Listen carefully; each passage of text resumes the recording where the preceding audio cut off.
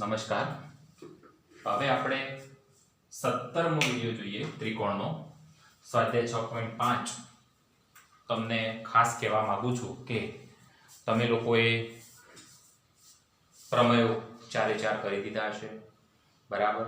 પછી છેલ્લે આપણે પાયથાગોરસ પ્રમેય જોયો હતો. પાયથાગોરસ પ્રમેય આધારિત જ છે આ બધું કે ભાઈ કાટકોણ ત્રિકોણ હોય તો કર્ણનો વર્ગ બાકીના બંનેના વર્ગોના સરવાળા બરાબર થાય છે. AC નો વર્ગ એટલે AB નો વર્ગ વત્તા BC નો વર્ગ. તો હવે એક દાખલો છે સમબાજુ ત્રિકોણ. કે સમબાજુ ત્રિકોણ એટલે કે જે ત્રિકોણની બધી બાજુ સરખી છે એવો ત્રિકોણ ની દરેક બાજુ 2a છે.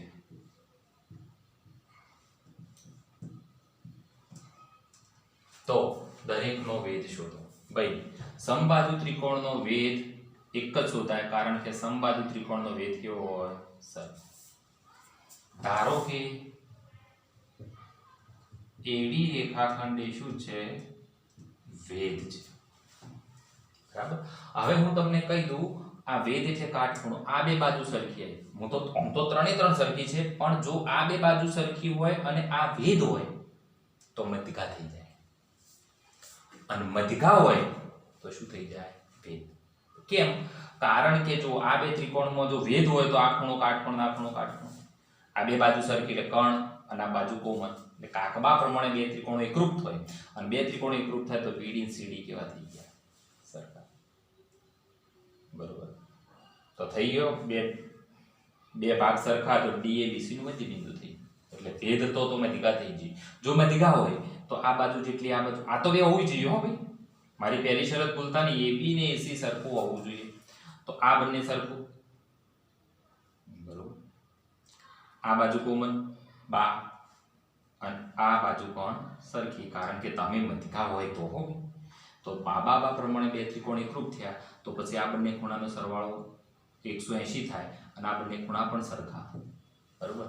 સરવાળો 180 ના બે સરખા ભાગ કરો તો બંને 90 ના થાય એટલે કાટખૂણો, એટલે શું થઈ જાય? ભેદ, બરોબર.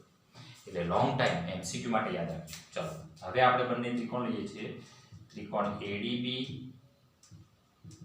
અને ત્રિકોણ ADC માં, બરોબર છે. ખૂણો ADB બરાબર ખૂણો ADC, કારણ કે કાટખૂણા વેધ હોય એટલે હંમેશા કાટખૂણે આવે, યાદ રાખજો, બરોબર. ચલો AB બરાબર AC. કેમ ભાઈ? કારણ કે સમબાજુ ત્રિકોણ છે, બરોબર. ચલો ત્રીજું AD બરાબર AD. કઈ ખુશીમાં? એક જ બાજુ, સામાન્ય બાજુ, બંનેની કોમન બાજુ હોય તો સરખી જ હોય ને. આના માટે કહો કે આના માટે કહો, બરોબર. માટે ત્રિકોણ ADB જોજો હો, એકરૂપતા વાળી નથી, સોરી સમરૂપતા વાળું નથી, એકરૂપતા વાળું છે. હવે એના જેટલો મને પણ નથી ખબર, પણ AB તો AC એટલું ખબર છે, બરોબર. AB અને AC, AD અને AD, AB અને AC. તો AB એટલે પહેલું ત્રીજું AB તો પહેલું ત્રીજું AC, AD તો ADC થયું. બોલો કઈ શરત? કાટખૂણો કર્ણ બાજુ કઈ એકરૂપતાની, અથવા તો ગુજરાતીમાં ભાષામાં લખો કે ભાઈ કાકબા શરત મુજબ બે ત્રિકોણ એકરૂપ થાય. હવે બેટા ચેક કરવાનું, D ના જેટલો D તો વચ્ચે D, AB તો AC. જો આ AB પહેલું ત્રીજું તો પહેલું ત્રીજું AC, AD તો AD, AD તો AD. માટે BD બરાબર CD, પરંતુ BC કેટલું છે? 2a. માટે BD બરાબર CD બરાબર A. Common sense. આ બંને સરખું થયું, આ 2a છે, આ A, બરાબર. હવે આના માટે હું પાયથાગોરસ વાપરીશ. આમ તો એપોલોનિયસનું પ્રમેય પણ વપરાય, બરાબર, પણ આપણે પાયથાગોરસ વાપરીએ. ત્રિકોણ ABC માં ભાઈ આ પોર્શન છેલ્લે લખીશું, ખૂણો D કાટખૂણો. માટે પાયથાગોરસ પ્રમેય મુજબ શું થશે? AD નો વર્ગ વત્તા CD નો વર્ગ બરાબર AC નો વર્ગ. AD નો વર્ગ શોધવાનો. CD નો વર્ગ એટલે A નો વર્ગ. આ થશે 2A નો વર્ગ. આ થશે 4A નો વર્ગ. આ થશે A નો વર્ગ. બોલો કેટલા A નો વર્ગ થયો? AD નો વર્ગ એટલે 3A નો વર્ગ. AD બરાબર વર્ગમૂળમાં 3A. બરોબર બેટા? તો જે તમારી સમબાજુ ત્રિકોણની બાજુ છે 2A, તેનું અડધું. માની લો કે બાજુ તમારી P છે તો P નું અડધું, P દૂત્યાંશ વર્ગમૂળમાં 3. 2A છે તો 2A નું અડધું વર્ગમૂળમાં 3. કારણ કે બકડો ઉડી ગયો વર્ગમૂળમાં 3. તો વેધની માપ કેટલું થશે? 3A. અને લખવાનું છે કે સમબાજુ ત્રિકોણના તમામ વેધ સરખા હોય માટે દરેક વેધનું માપ વર્ગમૂળમાં 3A. બરાબર છે? તો આ તમારો એક છઠ્ઠો દાખલો જે હતો એ પૂર્ણ થયો. બરાબર?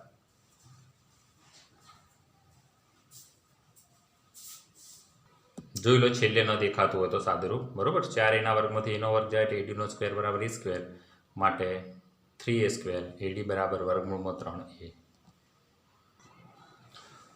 હવે આપણે એક બીજો દાખલો જોઈએ. 10 મીટર લોબી નિસરણી. નિસરણી એટલે સીડી. જમીન ઉપર 8 મીટર ઊંચે આવેલી એક બારી. માફ કરજો, આકૃતિ દોરી દીધી છે. તો જમીનથી 8 મીટર ઊંચી આ છે બારી. તો બારી પર શું લગાવેલી છે? નિસરણી. આપણે કોઈ બારી હોય નિસરણી લગાવીએ ને, બરાબર છે? તો નિસરણીના નીચેના છેડાનું આ દિવાલથી અંતર કેટલું? તો આપણે અહીં બધું લખવું પડે. શું લખવું પડે? બરાબર? હવે માફ કરજો, દાખલો લખાઈ ગયો છે. લખવામાં તમને એવું થાય કે કોઈ તકલીફ જ નથી. બરોબર? તો પછી કે ભાઈ AB દિવાલ છે, AB 8 મીટર, AC નિસરણી છે, AC 10 મીટર, ત્રિકોણ ABC માં ખૂણો B કાટખૂણો છે, માટે પાયથાગોરસ પ્રમેય મુજબ બોલો કાટખૂણો બનાવતી બે બાજુઓનો વર્ગ AB નો વર્ગ વત્તા BC નો વર્ગ બરાબર AC નો વર્ગ. AB એટલે 8 નો વર્ગ, BC એટલે શોધવાનો, AC એટલે 10 નો વર્ગ. 8 નો વર્ગ 64, BC નો વર્ગ 10 નો વર્ગ 100. 64 પેલી બાજુ જાય 36 એટલે BC 6. આમ નિસરણીના નીચેના છેડાથી દિવાલનું અંતર 6 મીટર.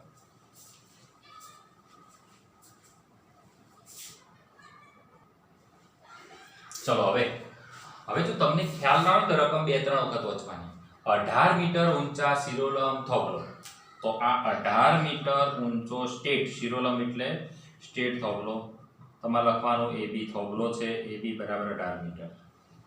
ચલો આટલું ક્લિયર. થોભલાથી 24 મીટર લોબા તારનો એક છેડો જોડાયેલ છે. આ થોભલાથી જે તાર છે એ 24 મીટર લોબો છે. તાર તો બેટા ઢીલો પણ હોય. બીજો છેડો ખીલા સાથે. બીજો છેડો તમે શું છે? C નામનો ખીલો છે. સાંભળજો, આ C શું છે? ખીલો. તો થોભલાના આધાર એટલે આ થી કેટલા અંતરે ખીલો લગાડવામાં આવે તો તાર તંગ રહે? બેટા નજીક લાવો તો તાર ઢીલો થઈ જાય, તો અંતર 24 ના થાય, ઓછું થઈ જાય. ટાઈટ રહે એટલે અંતર કેટલું રહે? 24 મીટર.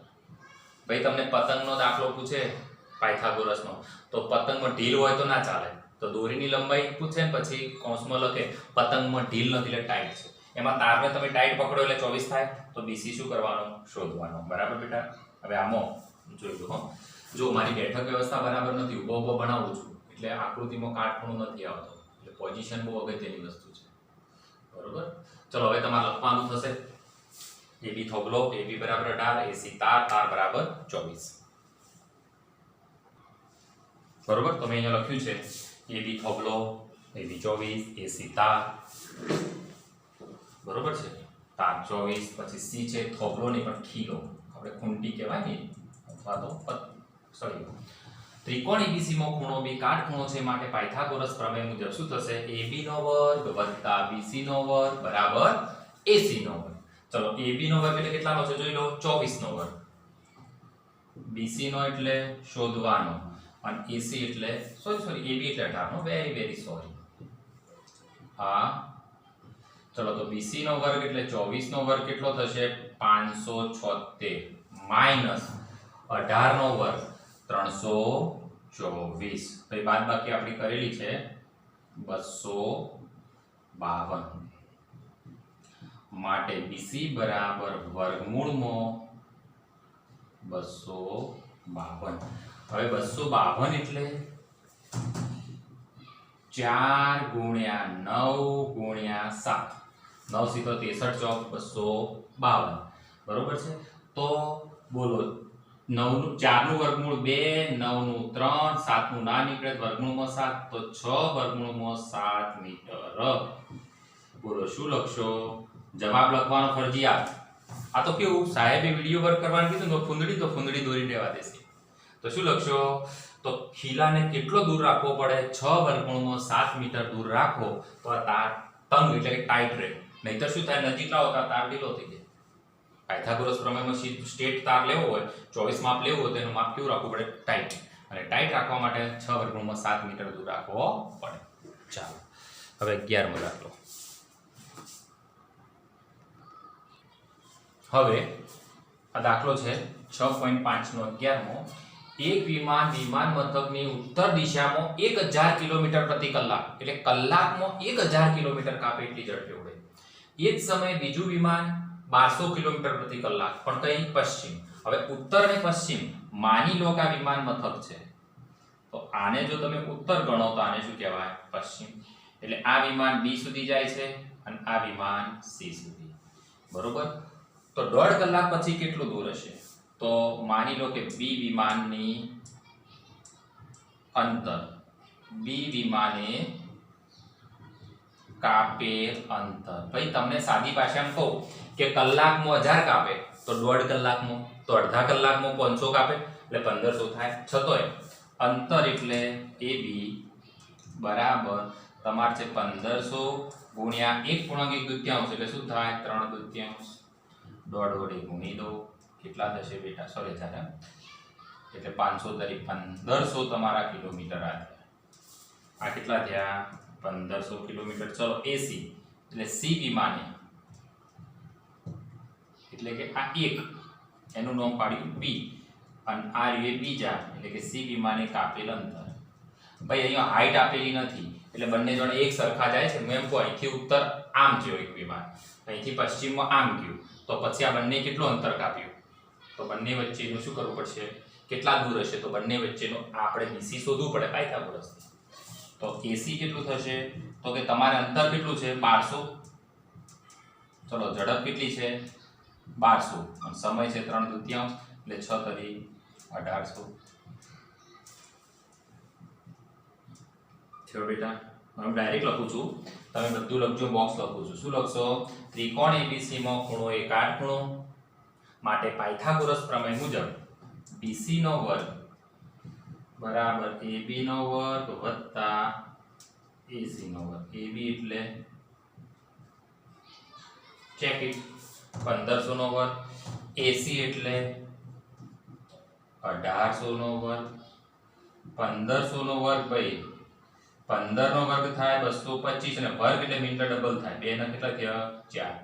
18 નો વર્ગ 324 મીંડો થયો 4. આ બંનેનો સરવાળો મેં કર્યો છે તો આ બંનેનો સરવાળો થાય છે 54900. 54900 BC નો વર્ગ. બરોબર. તો પેલાનો વર્ગ થશે 1500 નો વર્ગ અને પેલાનો થશે 1800 નો વર્ગ. બરોબર. એટલે સોરી 4 મીંડા આવશે. એટલે હવે તમારા વર્ગમૂળ કરવું હોય BC તો આ તો 4 મીંડા એટલે 10000 છે એટલે આ 100 નો વર્ગ થઈ ગયો ગુણ્યા 9 ગુણ્યા 61. બરોબર. આટલો ગુણાકાર છે. તો હવે બોલો BC એટલે 100 નું વર્ગમૂળ કેટલું થશે? સોરી 100 નો વર્ગ એટલે 100 જ, કારણ કે 10000 એટલે 100 નો વર્ગ. 9 નું વર્ગમૂળ 3 અને આ થશે આ BC નો વર્ગ અને આ થશે વર્ગમૂળમાં 61. એટલે જવાબ આવશે 300 વર્ગમૂળમાં 61 કિલોમીટર આ અંતર થયું. તો બંને એકબીજાથી કેટલા દૂર હશે? 300 વર્ગમૂળમાં 61. મિત્રો આ સાદુરૂપ છે. 4 મીંડા છે. જો વર્ગ હતા 2 ના કેટલા થઈ ગયા? 4. તો વર્ગમૂળ કર્યા તો 4 ના કેટલા થઈ ગયા? 2. અને આનો તમે સાદુરૂપ આપજો. આનો 9 વડે ભાગ 3 વડે ભાગ ચાલશે. 5 નો 4 9 9 18 એટલે 3 વડે ભાગ ચલાવો, ફરી 3 વડે ચલાવો એટલે 3 3 થઈ ગયા 9, પછી 61 વધશે. એનો કોઈ ભાગ પડશે નહીં. જોઈ લો, સમજી લો.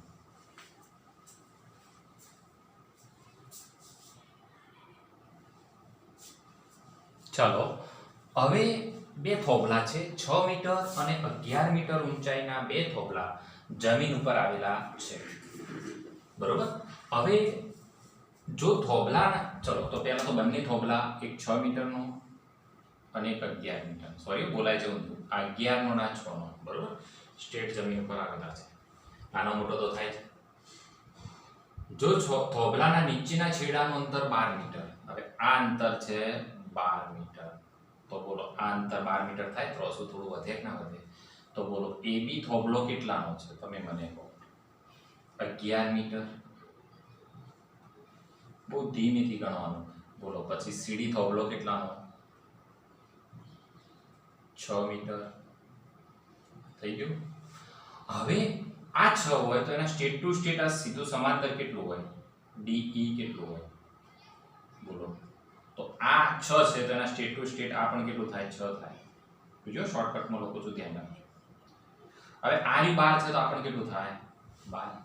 હવે આખું 11 છે એમાંથી 6 બાદ કરો, 11 માંથી 6 જાય તો કેટલા વધે, 5. તો આ કેટલું થયું, 5. તો બોલો આ માપ હવે પાયથાગોરસથી મળે ને, આઈડિયા ખબર પડી.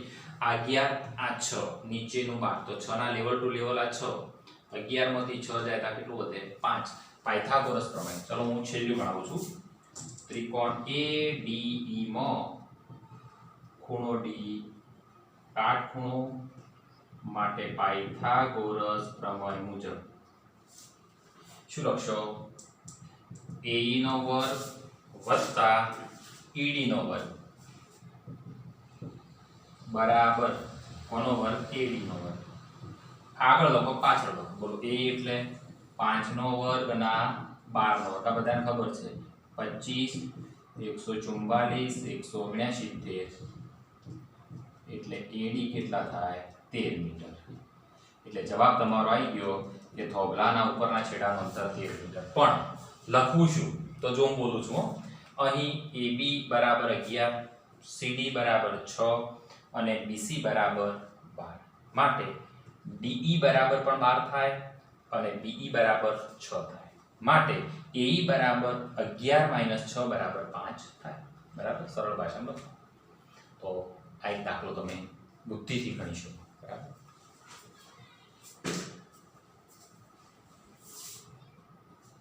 છેલ્લો એક દાખલો 17મો કે સાચા જવાબ ઉપર ટીક કરો. ત્રિકોણ ABC માં AB 6 વર્ગમૂળમાં 3, AC 12 અને BC 6. તો ખૂણો B કેવો હશે, બરોબર.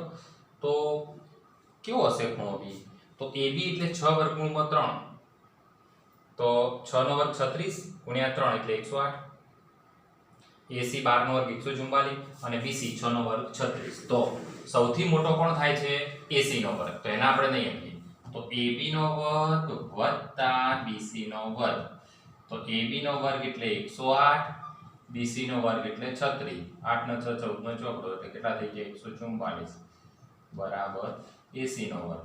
માટે AC રેખાખંડ શું થાય, કર્ણ, માટે ખૂણો B કેવો, કાઢો. કયા નિયમના આધારે, પાયથાગોરસના પ્રતિપ્રમેયના આધારે.